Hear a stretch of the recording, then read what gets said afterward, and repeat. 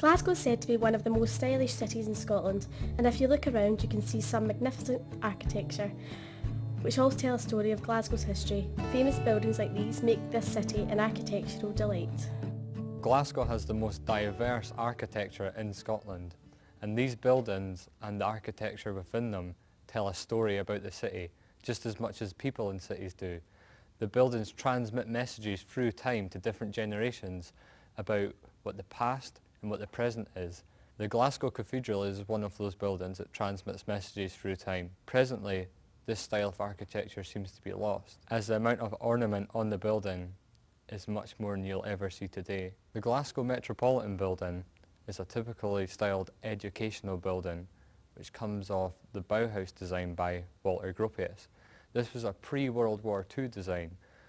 This type of design was shut down by the Nazis at the beginning of World War II. Most schools in Edinburgh and Glasgow, built in the 1950s and 1960s, are built upon that model, and you can see that clearly in the Glasgow Metropolitan Building.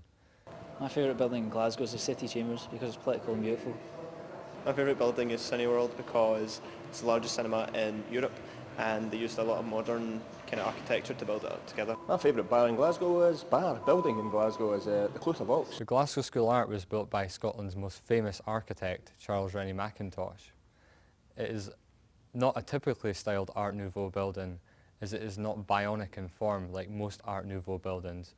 It is actually very geometric, and the only decoration comes from the sculptures within the brickwork itself and within the wrought ironwork that surrounds the building. In the interior of the Glasgow School of Art, you can see the genius of his architecture, how he considered how people would use the space, how art students would need lots of light.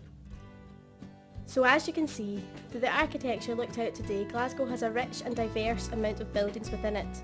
These buildings will still be as prominent today as in years to come, and will still tell stories of lives past and present.